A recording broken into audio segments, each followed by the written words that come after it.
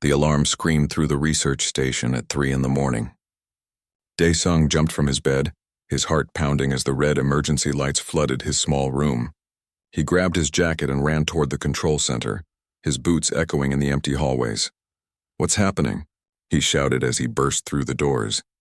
Taemin looked up from the radar screen, his face pale. "A ship just crashed about 5 kilometers north. It's not one of ours. The signature matches Valoran technology." Dae-sung felt his stomach drop. The Valorans were an ancient alien race, far older and more advanced than humanity. They rarely visited human colonies, and they certainly didn't crash. Are there survivors? Unknown. We're sending a rescue team now. I'm coming with you, Dae-sung said.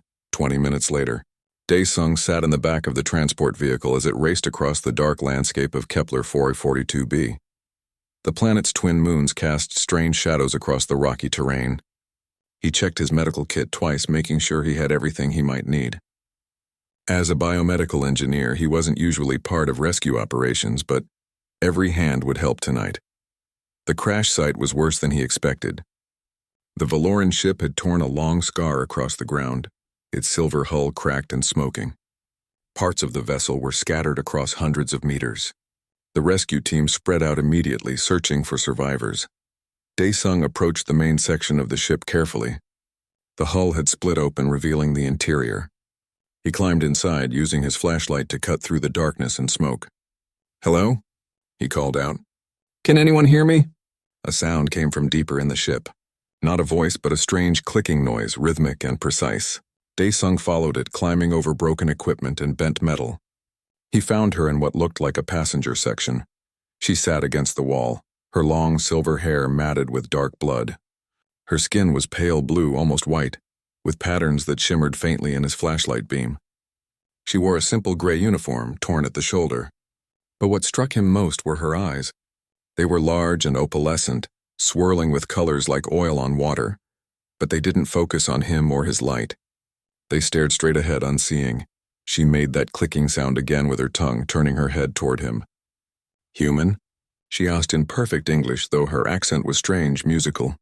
"Yes, I'm here to help. Are you injured?" "My arm is broken, I think. And my head hurts." She touched her forehead, wincing. There were 6 of us on the ship.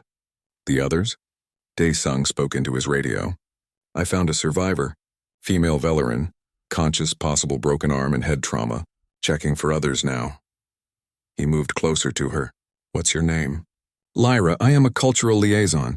We were traveling to the human embassy on Proxima Station when our engine failed."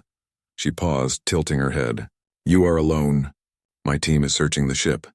Let me look at your arm." As he examined her, Dae-sung noticed how she moved. Her hands swept through the air around her, mapping the space. She touched everything she could reach, her fingers moving quickly and precisely. When he gently took her arm to check the brake, she didn't pull away. But her other hand immediately found his shoulder, then his face, touching him briefly before returning to her side. "You can't see," he said quietly. "It wasn't a question. No, I was born this way. Many of my people are." There was no sadness in her voice, just simple fact. "We perceive the world differently. Sound, touch, temperature, vibration. I knew you were there before you spoke. Your footsteps, your breathing, the heat from your body." Dae-sung had heard of this. The Valorans were famous across the galaxy for their advanced technology and ancient culture, but he had read that a significant portion of their population was born without functional vision. It was a genetic condition their medical science had never been able to fix. Instead, they had adapted, building their entire society to accommodate both sighted and blind members. "Your arm isn't broken," he told her, "but badly bruised. You need proper medical attention.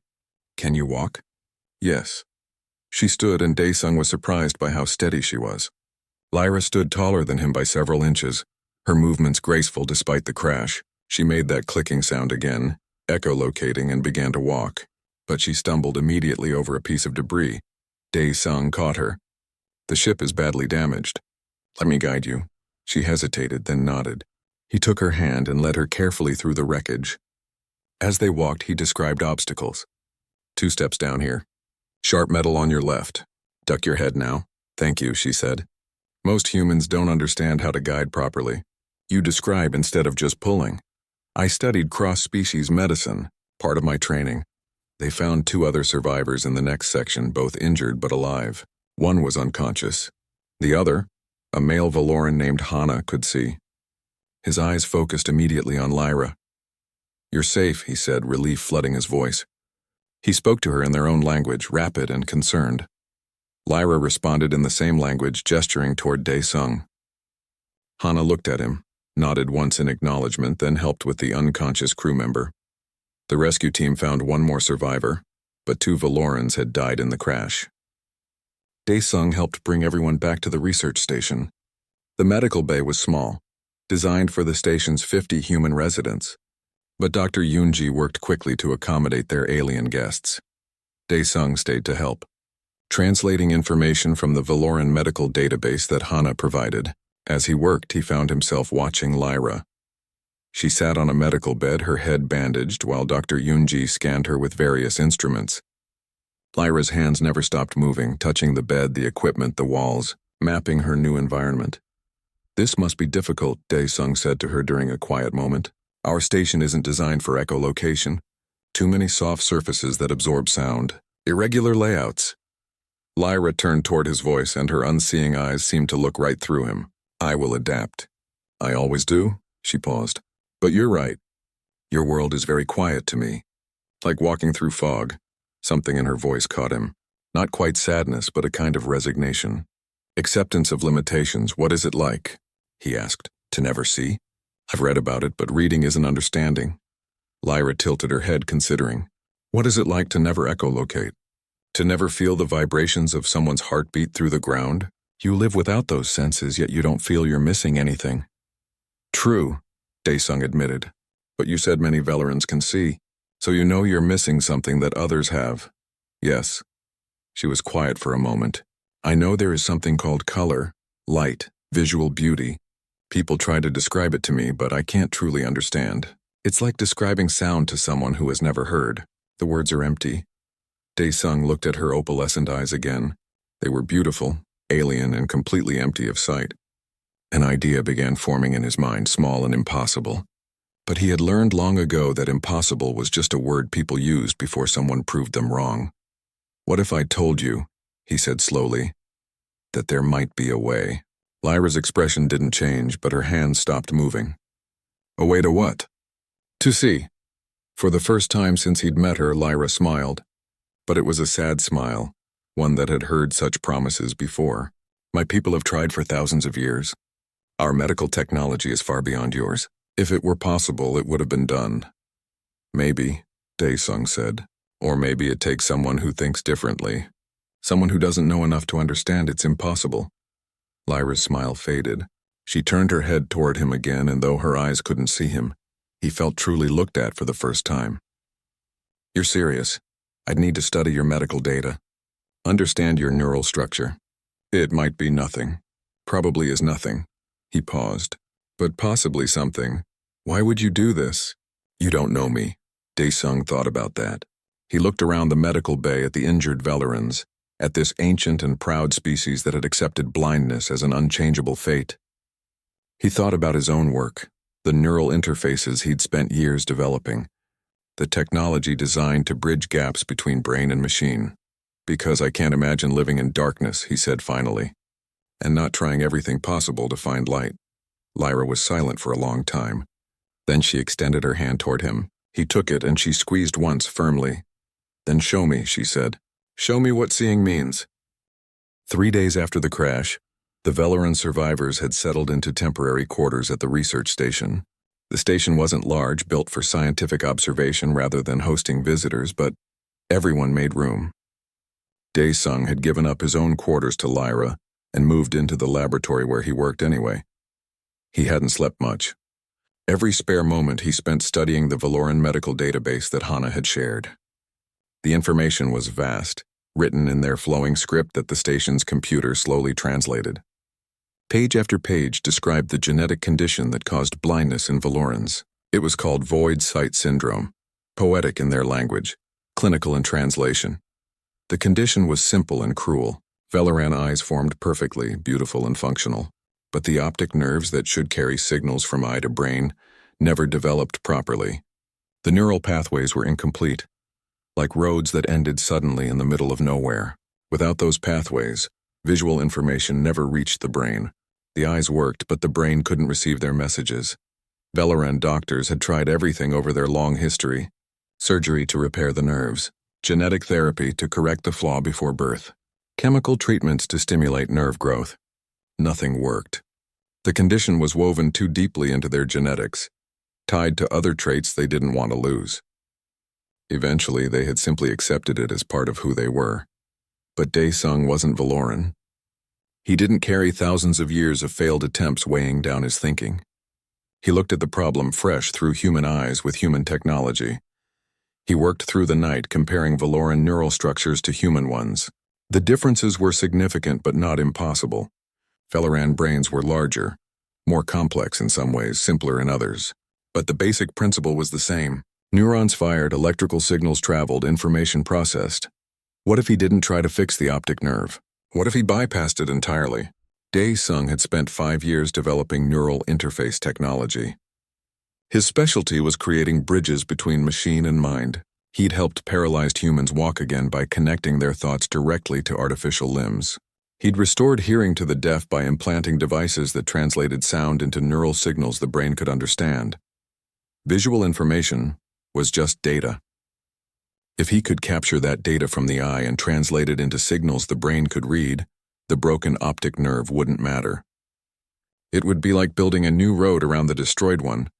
The idea was beautiful in its simplicity, terrifying in its complexity. "You look terrible," Taemin said, walking into the lab with 2 cups of coffee. "When did you last sleep?" "I don't remember." Daesung took the coffee gratefully. "Look at this." He showed Taemin the neural scans he'd been studying. "The Valoran visual cortex is intact. It developed normally. The problem is purely the connection between eye and brain. If I could create an artificial bridge, you want to give an alien sight using human technology?" Taemin's eyes widened. "That's insane, is it? I've done similar work with humans. The principle is the same. The principle, maybe. But Valoran neural chemistry is completely different. You'd be working with an alien brain. One wrong signal and you could cause permanent damage." "I know the risks," Daesung said quietly. "But she wants to see Taemin. She spent her whole life in darkness knowing that others can perceive something she can't. Imagine that. Imagine knowing there's an entire dimension of reality you're locked out of." Taemin sighed. "You really think you can do this?" "I think I can try." Later that morning, Daesung went to find Lyra.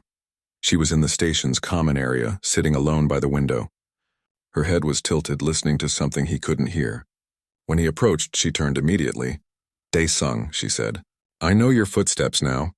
Slightly heavy on the left foot. Quick pace. You always sound like you're in a hurry." He smiled.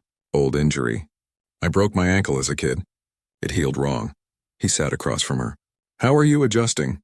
"Slowly. Your station is confusing. Everything echoes strangely. The walls are too thin. I can hear 17 different heartbeats right now, all at different distances. It's like trying to navigate through noise. I'm sorry. We weren't prepared for Valoran guess." "It's not your fault," she paused. "Have you been studying my people's medical data?" "Yes, for 3 days straight." "And have you found your miracle?" Daesung heard the skepticism in her voice. He understood it. She'd probably heard promises before from Valoran doctors far more qualified than him. "I've found a possibility. A small one. But it would require surgery. Dangerous surgery, and it might not work." Lyra's expression didn't change. "Explain it to me simply," so he did. He explained how her eyes worked perfectly but couldn't send messages to her brain. He explained his neural interface technology, how it created bridges where natural connections were broken. He used simple words, careful to make her understand both the hope and the risk. "I would need to place a device directly into your visual cortex," he said. "It would connect to your eyes through microscopic wires thinner than hair. The device would read the signals from your eyes and translate them into patterns your brain could understand. Essentially, I'd be teaching your brain a new language. And if something goes wrong, you could suffer brain damage, seizures, memory loss. Or it simply might not work and you'd wake up still blind. Or it might work. Or it might work." Lyra was quiet for a long time. She reached out, and Daesung realized she wanted to touch him. He leaned forward and her fingers found his face. She traced his features carefully. her touch light and curious.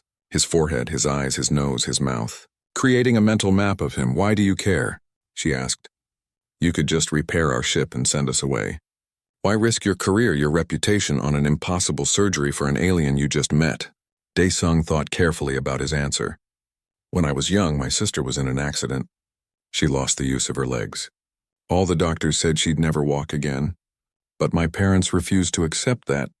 They found experimental treatments, new technologies. It took years, but she walks now, she runs. She dances. He paused, remembering.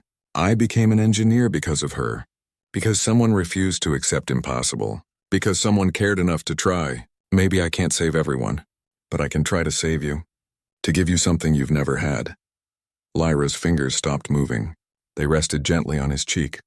Your sister is lucky to have you. Will you let me try? Before Lyra could answer, Hana entered the room. He moved quickly to Lyra's side, speaking in their language. Dae-sung couldn't understand the words, but he understood the tone. Protective, worried, angry. Lyra responded calmly, but Hana's voice rose. The argument went back and forth for several minutes. Finally, Lyra said something sharp and Hana fell silent. He looked at Dae-sung with clear distrust before leaving the room. He doesn't approve, Lyra said. I gathered that. He's known me since we were children. He thinks I'm letting hope blind me to danger. She smiled slightly at her own joke. He doesn't understand that I've lived my whole life safely blind. Maybe it's time to risk danger for something more. You don't have to decide now. Think about it. Talk to your people. I've already decided, Lyra said. When can we start? Dae-sung felt his heart race. I need time to prepare. To build the interface specifically for your neural structure. A few weeks, maybe a month. Then we have a month. Use it to teach me. Teach you what? What sight is? You're going to give me a sense I've never had. I should understand what I'm receiving. She tilted her head. Tell me about colors. Dae-sung thought about how to explain color to someone who had never seen. Colors are like temperatures, he said slowly. Red is warm like fire. Blue is cool like water. Yellow is bright and energetic. Green is calm and steady. And your eyes? What color are they? Brown, dark brown like earth. Earth? Lyra tested the word. Soil, ground, the thing we walk on. Yes, that's a good color for eyes, solid, trustworthy. She smiled. What about my eyes? Hana once told me they're opalescent. I don't know what that means. Dae-sung looked at her eyes, those swirling pools of color that shifted and changed in the light. They're beautiful, he said honestly. Like looking at clouds or water. Many colors at once, moving, changing. Silver and blue and hints of purple. No two moments the same. Lyra's cheeks darkened slightly, a Valoran blush. You describe things poetically. Only when they deserve it. For the next weeks, they met every day. Dae-sung worked on building the neural interface while teaching Lyra about visual perception. He brought objects for her to touch while describing their appearance. A red apple, smooth and round. A yellow flower, soft petals spreading from the center. A blue crystal from the planet's surface, cold and angular. Lyra absorbed everything. She asked endless questions. What is bright? What is dim? How do shadows work? Why do some things reflect light and others absorb it? Dae-sung found himself thinking about perception in new ways. He'd taken sight for granted his whole life. Teaching someone who'd never seen made him analyze every aspect of vision, breaking it down into concepts, trying to make the invisible visible through words. And slowly, carefully, something else grew between them. Friendship first, built on long conversations and shared curiosity. But it was becoming something more. Dae-sung found himself looking forward to their daily sessions. Lyra smiled more. The neural interface sat on Dae-sung's workbench, barely larger than a grain of rice. It had taken him 42 days to build, working 18 hours each day. The device was a masterpiece of engineering, packed with technology that would have seemed like magic a generation ago, but looking at it now, he felt only fear. This tiny thing would be placed directly into Lyra's brain. One mistake, one miscalculation, and he could destroy her mind forever. Stop looking at it like it's going to bite you, Taemin said, bringing in another cup of coffee. Dae-sung had lost count of how many cups he'd drunk this month. The design is solid. I've checked the simulations 100 times. Simulations aren't reality. Dae-sung rubbed his tired eyes. Valoran neural tissue responds differently than our models predict. The margin for error is so small, then make the margin bigger. I can't. The interface has to be this precise or it won't work at all. Dr. Yoonji entered the lab carrying a data pad. I've been reviewing the surgical procedure again. We'll need to keep Lyra conscious during part of it. I'll need to monitor her neural responses in real time. Dae-sung nodded. He'd known this would be necessary, but he hated the idea. Lyra would be awake while he worked inside her brain. If something went wrong, she'd know immediately. How long will the surgery take? Taemin asked. 8 hours minimum.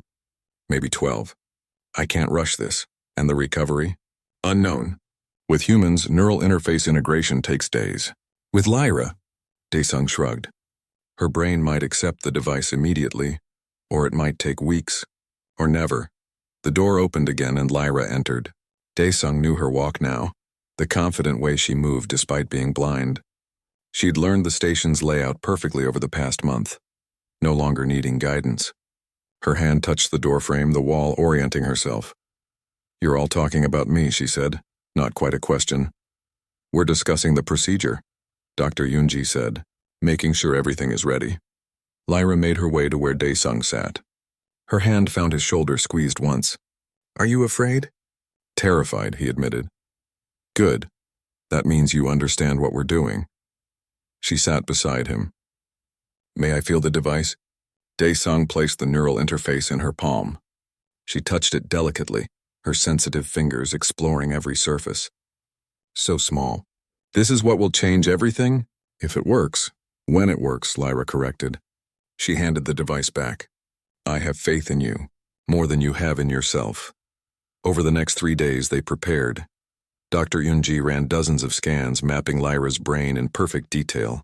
Dae-sung programmed the interface with specific parameters, calibrating it to her unique neural patterns.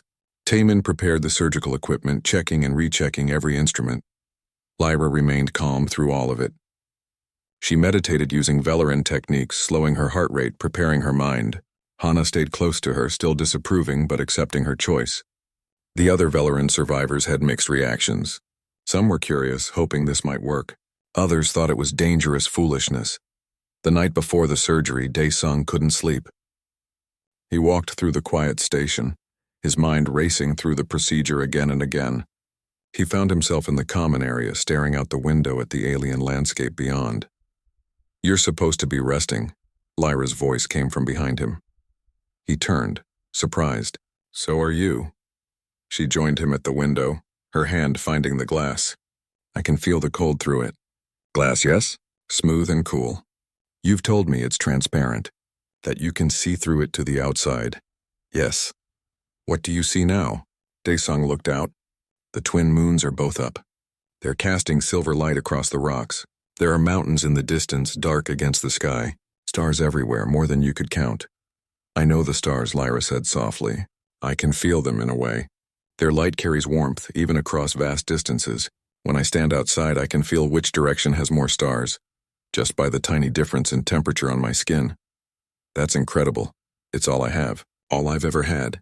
She paused. I'm not afraid of the surgery, Dae-sung, but I am afraid of disappointment. What if I wake up and still see nothing? What if all this hope was for nothing? Then you'll be exactly where you are now. No worse, no, I'll be worse. 'Cause now I don't know what I'm missing. After tomorrow, if it fails, I'll know. I'll have touched the edge of sight and lost it. Dae-sung understood. Hope was dangerous. It made the present harder to accept. We don't have to do this. You can still change your mind. Lyra shook her head. No, I've spent my whole life safe in darkness. I'm ready to risk everything for light. She turned toward him, and even though her eyes couldn't see, he felt truly looked at. Promise me something. Anything. If something goes wrong tomorrow. If I'm damaged, if I become less than I am. Don't blame yourself. This is my choice. Lyra, promise me. I promise, he said, though the words felt like ash in his mouth. She reached out and found his hand. Thank you. For trying, even if it doesn't work. Thank you for believing it could. They stood together in silence, watching through the window. He saw the landscape with his eyes. She felt it through vibrations and temperature. Two different ways of perceiving the same universe. Tomorrow, if everything went right, she would see it his way too. The surgery began at dawn. Dr. Yoonji had converted the medical bay into a sterile surgical theater. Monitors lined the walls displaying Lyra's vital signs and neural activity. Taemin managed the computers ready to feed data to Daesung during the procedure. Lyra lay on the surgical bed, her head locked in a stabilizing frame. Most of her skull would remain covered, but Daesung would need to access the visual cortex at the back of her head. Dr. Yoonji had already administered local anesthetic and mild sedation. Lyra was calm, her heartbeat steady. "Can you hear me?" Daesung asked. "Yes," Lyra said. Her voice was slightly slurred from the sedation, but clear. "I'm ready. I'm going to start now. You'll feel pressure but no pain. Tell me immediately if anything feels wrong." "I will." Daesung made the first incision. His hands were steady despite his fear. He'd done this before on humans. The principle was the same. But this was Lyra, and she was trusting him with her brain, her mind, her very self. The hours blurred together. Daesung worked with absolute focus, aware of nothing except the task before him. He exposed the visual cortex carefully, using microscopic tools to avoid damaging healthy tissue. Velaran brain tissue was slightly different in texture than human, denser and more resilient. That was good. It could handle the interface better. "Neural mapping is stable," Taemin reported. "Her brain is responding well to the exposure." "Good. Starting interface placement now." This was the most delicate part. The neural interface had to be positioned exactly right, with connections spreading out to specific regions of the visual cortex. Each connection was thinner than a human hair, guided by robotic precision that Daesung controlled directly. One wrong move and everything would fail. "Lyra, I need you to stay very still now," he said. "This is the critical part." "I'm not going anywhere," she replied, attempting a joke. He could hear the tension in her voice despite the sedation. The interface slid into place. Daesung held his breath as microscopic tendrils extended from it, seeking neural tissue, forming connections. On the monitors, he watched the device integrate with her brain. The patterns looked good. The connections were forming. "Now for the optical connections," Dr. Yoonji said. This required accessing Lyra's eyes. Daesung worked carefully, threading ultra-thin wires from the interface forward through the skull into the eyes themselves. These wires would read the signals her eyes produced, signals that normally went nowhere because of the broken optic nerves. "Her eyes are responding," Taemin said, excitement in his voice. "The device is reading visual data, but reading data wasn't enough. The device had to translate that data into signals Lyra's brain could understand. This was where everything could go wrong. If the translation was incorrect, if the signals didn't match what her brain expected, it would be gibberish. Or worse, it could trigger seizures or neural damage. "Activating the translation protocol now," Daesung said. He pressed a sequence on his control pad. On the monitors, new activity appeared in Lyra's visual cortex. Patterns of neural firing, hesitant at first, then growing stronger. Her brain was receiving signals from her eyes for the first time in her life. "Lyra, are you feeling anything unusual?" Dr. Yoonji asked. "Yes," Lyra said, and her voice was strange. "Something is happening. I don't know how to describe it. Like noise in my head, but not noise. Pressure, but not pressure. It's overwhelming." "That's normal," Daesung said quickly. "Your brain is receiving visual input for the first time. It doesn't know how to process it yet. Just stay calm." But then the monitors shrieked. Lyra's neural activity spiked dangerously. Her body tensed on the surgical bed. "She's rejecting the interface," Dr. Yoonji said. "Neural resistance is too high." Daesung felt panic rising but pushed it down. He looked at the data flooding across the screens. The interface was working, but Lyra's brain was fighting it, treating it like an invader. He needed to adjust the translation protocol, make it less aggressive. His hands flew across the controls, modifying parameters in real time. He reduced the signal strength, changed. Daesung sat beside Lyra's bed, watching her sleep. 3 hours had passed since the surgery ended. The monitors showed normal brain activity, steady heartbeat, no signs of complications. But he couldn't relax. He wouldn't relax until she woke up and they knew if it had worked. Dr. Yoonji had ordered him to rest, but he refused to leave. Taemin had brought him food that sat uneaten on the table. The other Velaran survivors had visited, speaking quietly in their language, touching Lyra's hand before leaving. Only Hana remained now, sitting on the other side of the bed, his eyes fixed on Lyra's face. "You should sleep," Hana said to Daesung. It was the first time he'd spoken directly to him since the surgery began. "I can't." She will be angry if she wakes and finds you exhausted. Daesung managed a tired smile. Probably. Hana was quiet for a moment. Then he said, I was wrong about you. I thought you were like other humans I'd met. Quick to promise, quick to abandon when things became difficult. But you stayed. 8 hours of surgery and your hands never shook. They're shaking now, Daesung admitted, looking at his trembling fingers. Because it's over. During the surgery, you were focused. I watched on the monitors. Every movement was precise, Hana paused. If this works, you will have done something my people couldn't do in 10,000 years. If it doesn't work, at least you tried. Either way, I was wrong about you. Thank you, Daesung said, surprised by the Valoran's words. They sat in silence, waiting. The station's night cycle began, lights dimming automatically. Daesung's eyes grew heavy, but he forced them open. He couldn't sleep. Not yet. Then Lyra stirred. Just a small movement, her fingers twitching. Both Daesung and Hana immediately leaned forward. Her head turned slightly and a soft sound escaped her lips. Lyra, Daesung said gently. Can you hear me? Her opalescent eyes opened. They looked the same as always, beautiful and unseeing. But there was something different.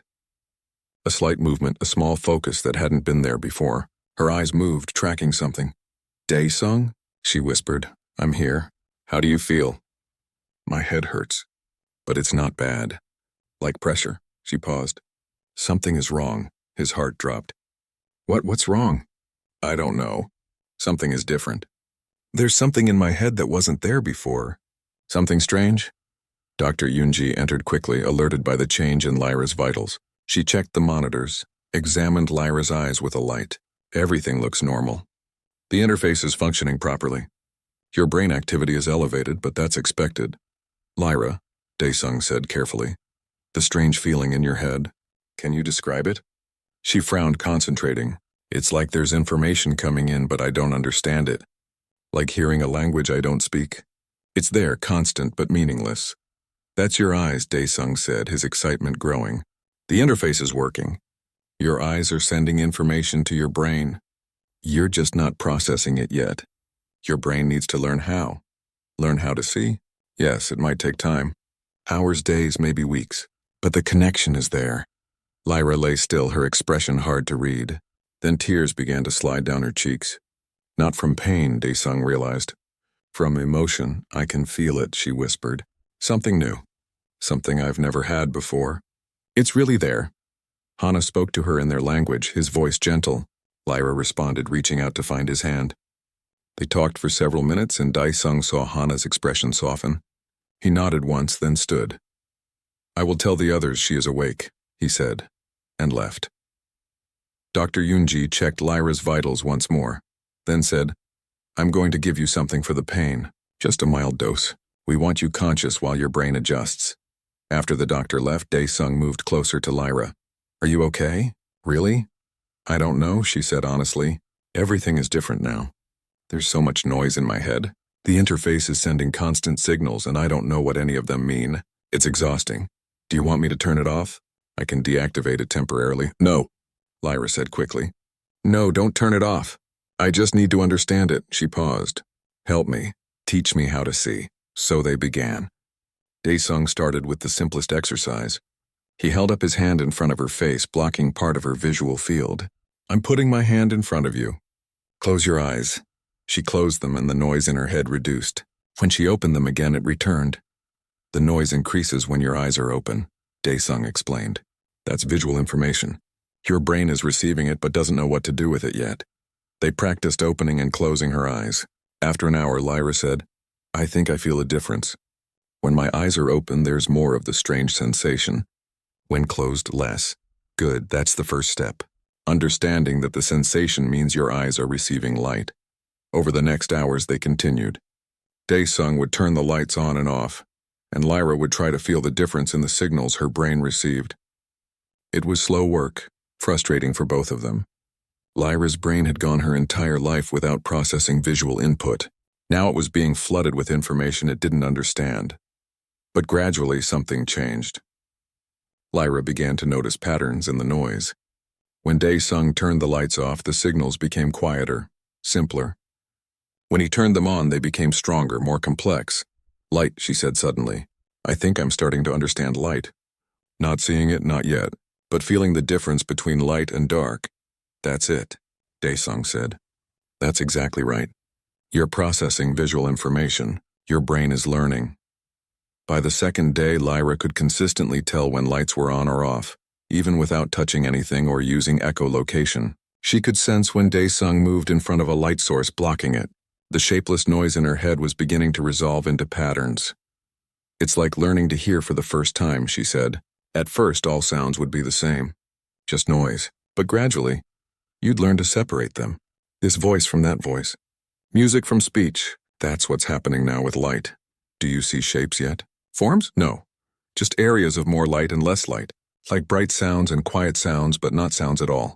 She laughed. I don't have the words for this. No one does, Daesung said. You're experiencing something completely new. On the third day, something remarkable happened. Daesung was holding a white ball against a black background, moving it slowly back and forth. Lyra was concentrating, trying to make sense of the signals flooding her brain. There's something, she said suddenly. A pattern. It's moving, separate from the background. That's the ball, Daesung said excitedly. You're seeing shape. Basic form. Your brain is learning to separate objects from their surroundings. Lyra's hands gripped the bedsheets, her whole body tense with concentration. It's so strange. Like the pattern has boundaries. An edge where it ends and something else begins. They worked with the ball for hours, Lyra learning to track its movement, to understand that the pattern she perceived corresponded to an actual object in space. Her brain was forming new neural pathways, learning a completely new way to understand the world. But it was exhausting. By the evening, Lyra was drained, her head aching despite the medication. Dr. Yunji insisted she rest, and Daesung reluctantly agreed. Tomorrow, he promised. We'll continue tomorrow. The fourth day brought color. Not full color, not yet. But when Daesung held up a red ball and then a blue one, Lyra said, They're different. Not just the shape. Something else about them is different. That's color, Daesung explained. Different wavelengths of light. Red and blue. Your brain is learning to distinguish them. Red is the warm one, you said. Like fire. Yes, Lyra was quiet, processing this. I can feel it. Not warmth, exactly. But the red one feels different from the blue one. More active, more energetic. Color became easier as the days passed. Lyra's brain was remarkably adaptable, forming connections faster than Daesung had hoped. She could distinguish basic colors now, though she didn't always have names for them. Red, blue, yellow, green. The primary colors of human perception. On the sixth day, she saw her first real image. Not just shapes and colors, but actual objects that made sense. Daesung held up an apple and Lyra stared at it for a long time. Round, she said slowly. Red smooth surface with a stem on top. That's what I'm seeing, isn't it? The actual apple? Yes, Daesung said, his voice thick with emotion. You're seeing it. Lyra reached out with shaking hands and took the apple. She felt it with her fingers while looking at it, comparing the visual information with her sense of touch. They match, she whispered. What I see and what I feel. They're the same object. Tears ran down her face again, but she was smiling. A huge, brilliant smile that transformed her entire face. I can see. I can actually see. The room erupted in excitement. Taemin, who had been monitoring from the doorway, rushed in. Dr. Yunji checked the monitors, confirming what they all knew. The interface was working. Lyra's brain had learned to process visual information. Hana and the other Velerans came to see. Lyra looked at them, truly looked at them for the first time in her life. She saw Hana's face, his silver eyes, his expression of wonder and joy. She saw her other companions, people she'd known for years but never truly seen. But her vision was still limited. She could see objects when they were close, when the lighting was good. Complex scenes were still overwhelming, just chaos of color and form, and she couldn't see details yet. Lyra woke on the 10th day after surgery and opened her eyes. The room came into focus slowly, like the world was made of watercolors bleeding together. But it was clearer than yesterday, sharper, more defined. She sat up carefully and looked at her hands. 5 fingers on each hand, pale blue skin with those faint shimmer patterns she'd been told about since childhood. She could see them now. Her own hands, something she'd touched a million times but never seen. She flexed her fingers, watching them move. The connection between what she wanted to do and what she saw happen was still strange. Her whole life, she'd known her body through touch and proprioception. Now she could watch it too. She could see her arm extend, see her hand reach out, see her fingers curl. "Good morning," Daesung's voice came from the doorway. Lyra turned toward him and her vision tracked his movement. She could see him now, mostly. A person-shaped blur of color and motion. Brown skin, dark hair, human features that were still unclear but present. "You slept in the lab again," she said. She could tell by the wrinkles in his clothes, visible now that her vision was improving. "Guilty." He came closer and she could see more detail. His face was tired, unshaven, with dark circles under his eyes. "How's your vision today?" "Better, clearer, I can see more." She paused. "You look exhausted. I'll sleep when this is done." "It is done." "The surgery worked. I can see, but not perfectly yet. Not clearly enough." He sat beside her bed. "Today we're going to work on facial recognition, teaching your brain to understand faces."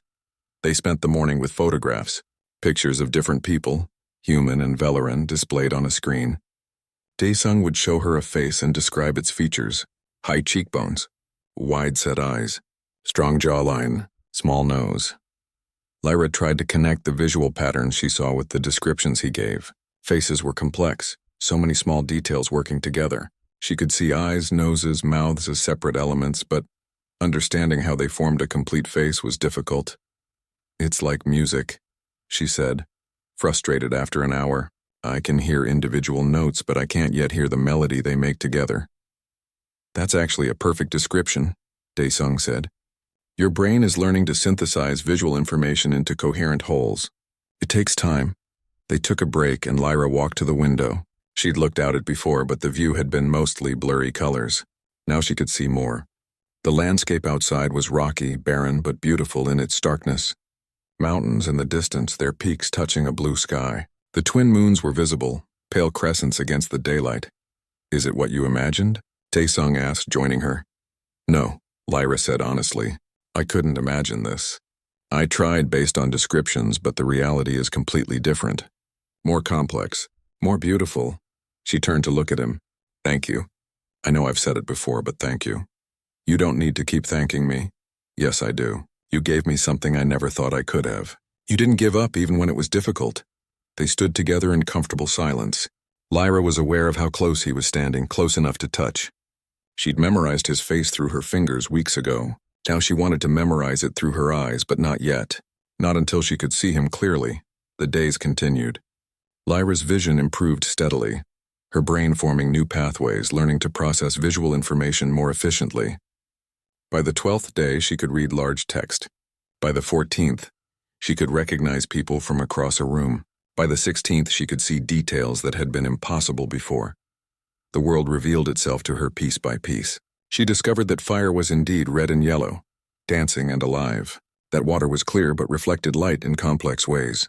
That shadows weren't just absence of touch but actual visual phenomena, shapes cast by objects blocking light. She spent hours just looking at things. A flower from the station's garden, its petals soft purple with yellow centers. A crystal from the planet's surface, faceted and reflecting light in rainbow patterns. The stars at night, countless points of light scattered across the darkness. But she avoided mirrors. She'd asked others what she looked like, but she wasn't ready to see herself yet. That felt too overwhelming, too personal. On the 18th day, Dr. Yunji declared her vision medically normal. "Your visual acuity matches what we'd expect from a Valoran with natural sight. The interface has fully integrated. Your brain is processing visual information as if you'd been seeing your whole life." Lyra felt a mix of joy and strange loss. The journey was over. She'd reached the destination, but that meant no more daily sessions with Daesung, no more lessons, no more hours spent together learning to see. "What will you do now?" Taemin asked her that evening. The Valoran rescue ship had finally arrived, ready to take her and her companions home.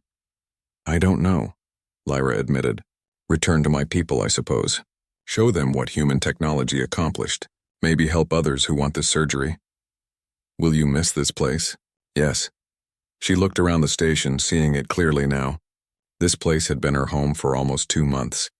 These people had become friends, and Daesung had become something more, though she hadn't named it yet. That night, Lyra couldn't sleep. Tomorrow, the rescue ship would leave. She would return to her homeworld, to her duties as a cultural liaison. Life would return to normal, except nothing would ever be normal again. She could see now. Everything was different. She got up and walked through the quiet station. Her feet made soft sounds on the floor, and she realized she'd been making those sounds all along, she just hadn't connected them to her steps. Now she could see her feet moving and hear them at the same time. Every sense connected, creating a complete picture. She found Dae-sung in his lab as she'd known she would. He was sitting at his workbench, not working, just staring at the neural interface design on his screen. Couldn't sleep either? She asked. He turned and she saw his expression clearly. Sad, conflicted. I keep thinking I should have made it better. The interface works, but there were complications. If I designed it differently. Stop, Lyra said firmly. She walked over to him. You gave me sight. Perfect sight. Don't diminish that by focusing on tiny imperfections. You're leaving tomorrow. Yes.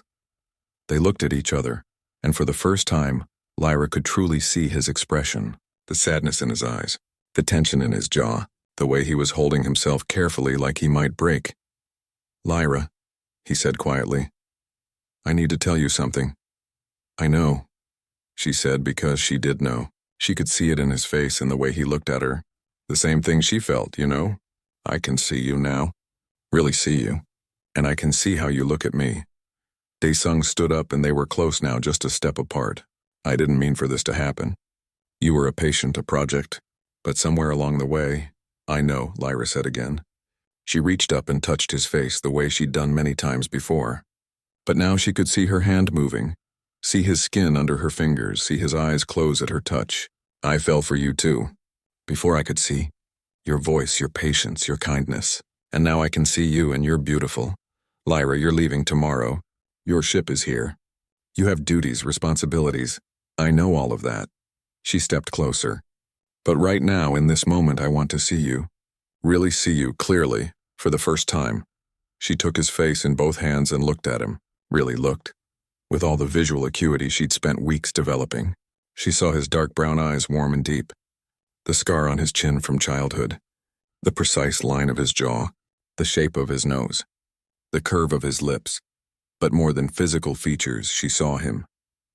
The person behind the face. The kindness that had driven him to try the impossible. The stubbornness that had kept him going when it was difficult. The gentleness and how he'd taught her to see. The man who had given her a gift beyond measure.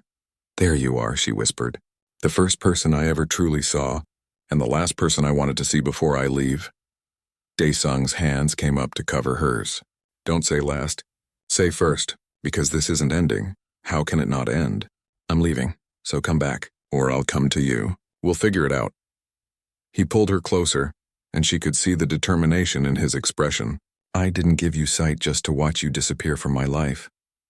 Lyra felt tears forming in her eyes, and she could see them now. Could see how they blurred her vision, making the world watery and soft. She blinked them away because she wanted to see him clearly. Promise me, she said, I promise. This isn't goodbye. It's just the end of this part. She kissed him then, and it was completely different than she'd imagined. She'd thought about kissing before, understood it intellectually, but experiencing it while seeing his face, seeing his eyes close, seeing the world fade as she focused on this one perfect moment, it was overwhelming. When they pulled apart, Lyra laughed. I can see you blushing. I'm not blushing, Dae-sung protested, but she could see that he was. His cheeks were darker and she found it endearing. You are. You're terrible at lying. They spent the rest of the night together, talking, occasionally kissing, mostly just being close. Lyra memorized his face with her eyes the way she'd once memorized. 2 weeks had passed since Lyra left the research station. Dae-sung tried to focus on his work, but everything reminded him of her. The medical bay where they'd done the surgery, the common room where they'd practiced seeing, his lab where she'd kissed him that last night. You need to stop moping, Taemin said, dropping a data pad on his desk. Look at this, Dae-sung picked up the pad. It was a message from the Valoran homeworld, an official request from their medical council, asking for detailed information about the neural interface procedure. They wanted to discuss bringing the technology to their people. They're interested, Taemin said. Really interested. This could be huge, Daesung. We could help thousands of Valorans. Have you heard from Lyra? Taemin sighed. 3 messages in the past week. She's fine. She's busy presenting your work to the medical council. And yes, she misses you too. Stop asking. Daesung managed a weak smile. The truth was he'd been lost since she left. He'd accomplished the impossible, given sight to someone born blind, and all he could think about was how much he missed her. His communicator beeped. An incoming call from Valoran space. Daesung's heart jumped as he answered. Lyra's face appeared on the screen, and even through the slightly blurry transmission, she was beautiful. Her opalescent eyes were focused and clear, looking directly at the camera. Looking at him. Hi, she said, smiling. Hi. How are you? Busy. The medical council wants to meet you. They have questions about the procedure, about the technology. She paused. They want you to come here. To the homeworld. They want me to come to the Valoran homeworld? Yes, to present your work formally. And possibly to train our doctors in the procedure. Her smile widened. I might have strongly suggested that you were the only person who could properly explain it. Daesung felt excitement rising. When? As soon as possible. There are hundreds of Valorans with void sight syndrome who heard about my case. They're all asking if they can be helped too. I'll need to bring equipment. And Taemin and Dr. Yunji. I can't do this alone. Bring whoever you need. The council is prepared to offer full support.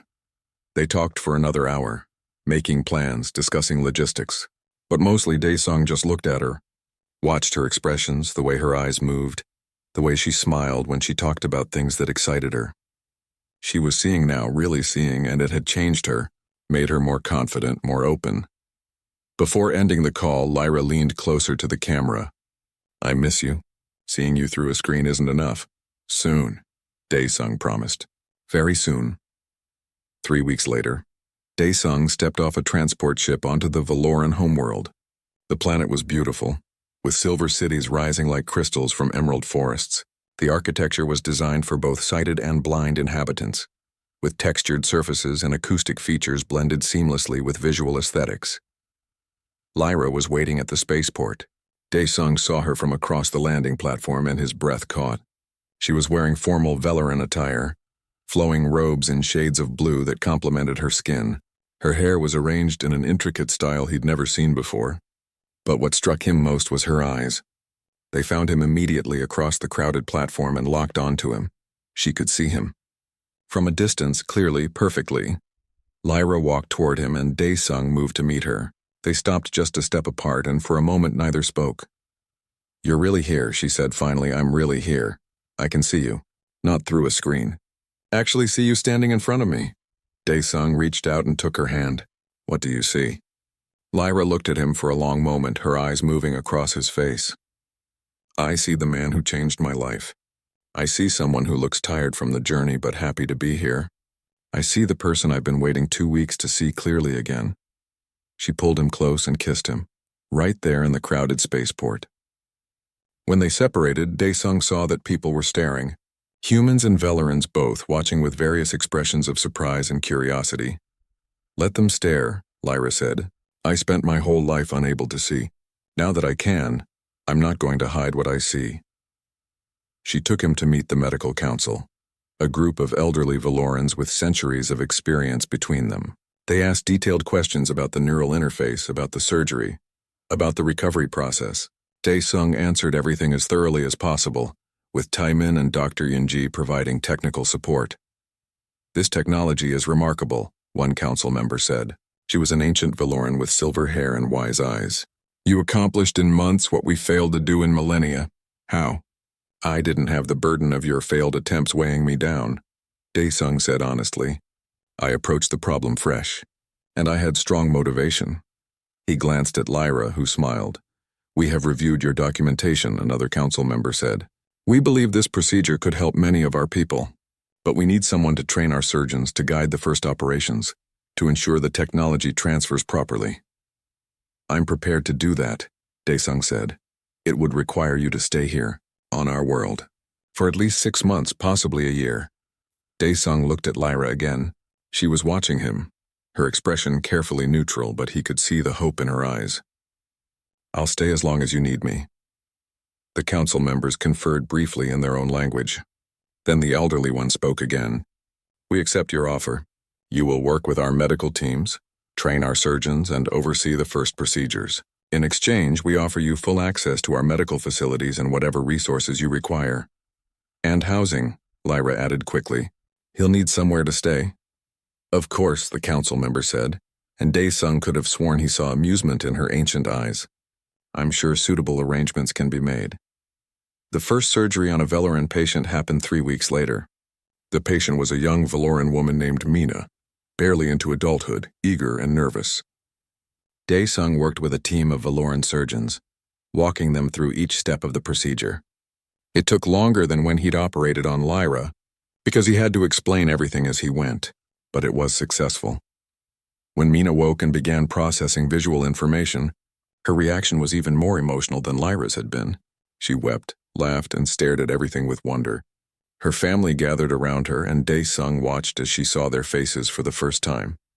This, he realized, was why he'd become an engineer. Not for the technology itself, but for moments like this, for the look on someone's face when the impossible became real. More surgeries followed. Dae-sung trained Valoran doctors carefully, making sure they understood every aspect of the procedure. The technology was complex, but the Valorans were brilliant, their medical knowledge vast. They learned quickly, adapting the technique to their own methods. Between surgeries, Dae-sung and Lyra spent every moment they could together. She showed him her world, this ancient civilization that had existed long before humanity left Earth. They walked through forests where the trees sang in the wind. They visited libraries containing knowledge from 10,000 years of history. They attended cultural events where Lyra explained the significance of traditions Dae-sung had never heard of. And everywhere they went, people stared. Not rudely, but with curiosity, a human and a Valoran together. It wasn't common, but it wasn't forbidden either. The Valorans were an old species, had seen much, and were generally accepting of differences. Does it bother you? Lyra asked one evening as they walked through the city. The staring? No, Dae-sung said honestly. Does it bother you? No. I like being able to see them staring. Before I would have felt it but not known for sure. Now I can see their expressions, their reactions. It's fascinating. They stopped at a viewing platform overlooking the city. The sun was setting, painting the sky in colors Lyra was still learning the names for. Orange, pink, purple, gold. She watched it with the same wonder she'd shown for everything since gaining sight. I need to tell you something, Lyra said. Dae-sung turned to her, concerned by her serious tone. What's wrong? Nothing's wrong. But there's something you should know. About Valoran culture, about relationships. She paused, gathering her thoughts. When Valorans form deep bonds, romantic partnerships, we don't take it lightly. We bond for life, Dae-sung. It's not like human relationships where people can separate easily. Once bonded, we're connected permanently. Are you saying? I'm saying that what we have, it's becoming that for me. A life bond. And I need to know if that's something you can accept. Because if it's not, we should stop now before it goes deeper.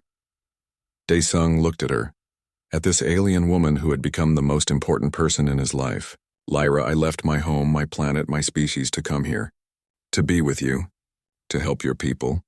I don't know much about Valoran bonding customs, but I know how I feel. And if you're asking if I'm in this for life, the answer is yes. Lyra's eyes filled with tears, but she was smiling.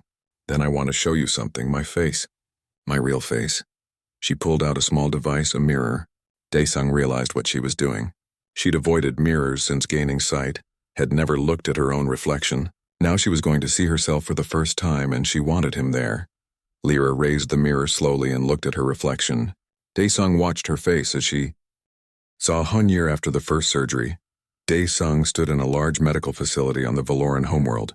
It was nothing like the small research station where he'd operated on Lyra. This was a proper hospital, designed specifically for neural interface procedures, with equipment that combined human technology and Valoran medical science. Today was special. Today, 12 Valorans would receive sight simultaneously. 12 different operating rooms, 12 Valoran surgeons trained by Dae-sung, 12 patients who had lived their whole lives in darkness. Lyra stood beside him, watching the preparations through the observation window. She wore the formal robes of a medical liaison now, a position created specifically for her. She helped patients understand what to expect, guided families through the process, and served as living proof that the procedure worked. Nervous? She asked. Always, Daesung admitted. Even though I'm not doing the surgeries myself anymore. Even though I know the Valoran doctors are skilled enough. You trained them well. They'll succeed. I hope so. The surgeries began. Daesung moved between observation rooms, watching his students work. They followed his techniques perfectly. Their hands steady, their focus absolute. Each surgery was different, each patient unique, but the principle remained the same. Bridge the gap between eye and brain. Create a path for visual information to travel. 8 hours later, all 12 surgeries were complete. All 12 patients were stable, recovering, their neural interfaces functioning properly. Daesung felt exhausted relief wash over him. 12 more people will see, Lyra said, taking his hand. Because of you. Because of human stubbornness, Daesung corrected. Because someone refused to accept that blind had to mean blind forever. Over the next days, the 12 patients woke and began their journey to sight. Daesung and Lyra worked with each one, teaching them to process visual information, to understand light and color and form. It was beautiful watching them discover the world through their eyes. One patient was an elderly Valoran named Kira, blind for over 2 centuries. When she first saw clearly, she asked to see her great-grandchildren. The family gathered around her, and Kira looked at faces she'd only known through touch. She wept, touching each face while seeing it, connecting 2 forms of perception into one complete understanding. Another patient was a young artist named Theo, who had created sculptures his whole life through touch alone. When he gained sight, he spent hours looking at his own work, seeing what his hands had created. Then he asked for painting supplies. I want to create with color now, he said. I want to see what I make. Each patient's story was unique, but all shared the same wonder, the same gratitude. And most thanked not just Daesung, but humanity itself. The species that had looked at an ancient alien problem and said, let us try. News of the successful procedures spread across the galaxy. Representatives from other species began arriving on the Valoran homeworld, asking questions, requesting information. Could this technology help their people? Could human neural interface techniques be adapted to other biological systems? Daesung found himself in meetings with alien doctors, engineers, and scientists from dozens of different species. Some had problems similar to the Valorans. Others had different challenges, different forms of blindness or sensory impairment, but all wanted to know if human technology could help. This is bigger than I ever imagined, Daesung told Lyra one evening. They were in their home now, a place they'd made together, blending human and Valoran aesthetics. I just wanted to help you. Now it's becoming a movement. Isn't that what humans do? Lyra asked. She was cooking, a skill she'd learned after gaining sight. She said seeing food made the process make more sense. You solve one person's problem and then you can't stop. You have to solve everyone's problem. That sounds exhausting.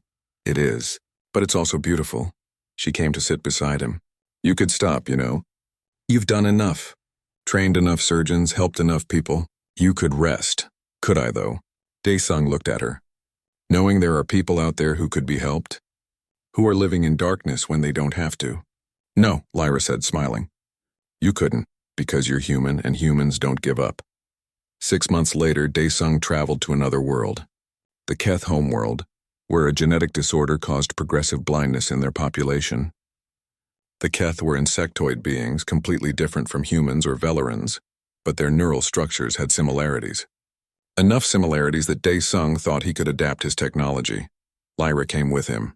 She'd become essential to his work, not just as a translator, but as a living testament to what was possible. When patients were afraid, when they doubted, Lyra would tell her story. She'd describe what it was like to be blind, to gain sight, to see for the first time, and they would believe. The first Keth surgery was challenging. Their biology was so different. Their brains structured in ways human and Valoran brains weren't. But Daesung adapted, modified, created new solutions, and it worked. The Keith patient gained sight, processing visual information through compound eyes that saw the world in ways Daesung couldn't even imagine. Every species sees differently, he told Lyra afterward. Humans see one way, Valorans another, Keth another still. But the principle is the same. Brain and eye connected, information flowing. That's universal. They traveled to more worlds, helped more species. Daesung trained doctors across the galaxy, spreading the technology, teaching the techniques. Some procedures failed. Some patients couldn't be helped. But many succeeded, and each success was a miracle to someone who had lived in darkness. 2 years after leaving the research station, Daesung returned to human space. Not to stay, but to present his work at a major scientific conference. He stood on stage before thousands of scientists, human and alien, and told them about what he'd accomplished. "I didn't set out to change the galaxy," he said. "I just wanted to help one person. A blind Velaran woman named Lyra, who asked me to show her what seeing meant. Everything else grew from that single moment of connection." He showed images of patients, Velarans, Keth, and members of 6 other species who had gained sight through neural interface technology. He explained the science, the techniques, the adaptations required for different biologies. But mostly he talked about why it mattered. About the human principle of refusing to accept impossible. About looking at a problem everyone else had given up on and saying, "Let me try." About caring enough about another person to risk everything for them. "This is what humans bring to the galaxy," Daesung concluded. "Not superior weapons or faster ships. Not even superior technology. What we bring is hope. The stubborn, irrational belief that there's always a solution if we just keep trying. That's our gift. That's our strength." The applause was thunderous, but Daesung barely heard it. He was looking at Lyra in the front row, watching him with eyes that could see. Eyes that he'd given her. Eyes that looked at him with love and pride. After the conference, they walked through the city together. It was strange being on a human world again. Everything designed for human perception, human scale. Lyra stood out here, tall and alien, her opalescent eyes drawing stares. "Does it bother you?" Daesung asked. "Being somewhere you're different?" "No," Lyra said. "I can see the stares now. I can see their expressions, their curiosity. It's interesting. Besides, I'm with you. That's all that matters." They stopped at a park, sitting on a bench overlooking a pond. Human children played nearby, their laughter carrying on the wind. Lyra watched them, studying their movements, their interactions. "I've been thinking," she said, "about the future. What about it? We've helped hundreds of people gain sight. Trained dozens of doctors. The technology is spreading, getting better. Soon you won't be needed for every procedure. Other doctors can do this work." Daesung felt a pang of something. Not quite sadness, but awareness that this chapter of his life was changing. That's good, isn't it? That's the goal. To make the technology available, not dependent on me. It is good, but it means we'll have more time. Time for other things. Lyra took his hand. "I want to show you my homeworld properly. Not the cities, but the wild places. The forest where my people first evolved. The mountains where we built our first settlements. Places I've only experienced through touch and sound, but now I can see. We could do that," Daesung said. "And I want to see Earth. Your homeworld. The places that made you who you are. Earth is beautiful. You'd love it." "And maybe," Lyra said carefully, "we could think about the future beyond just us. Velaran and human. What that might look like." Daesung understood what she was suggesting. Children, a family. It would be complicated. Possibly impossible given their biological differences. But if anyone could find a way, they could. "One step at a time," he said, echoing words she'd once told him. "But yes, I want that future with you." They sat together in comfortable silence, watching the sunset. Lyra could see the colors now, the way light painted the sky. She understood what she'd been missing her whole life, and she treasured it. But she treasured this more. The person beside her, the life they'd built together, the future they would create. 3 years after the first surgery, a major celebration was held on the Valoran homeworld. Over 500 Velarans had gained sight through neural interface procedures.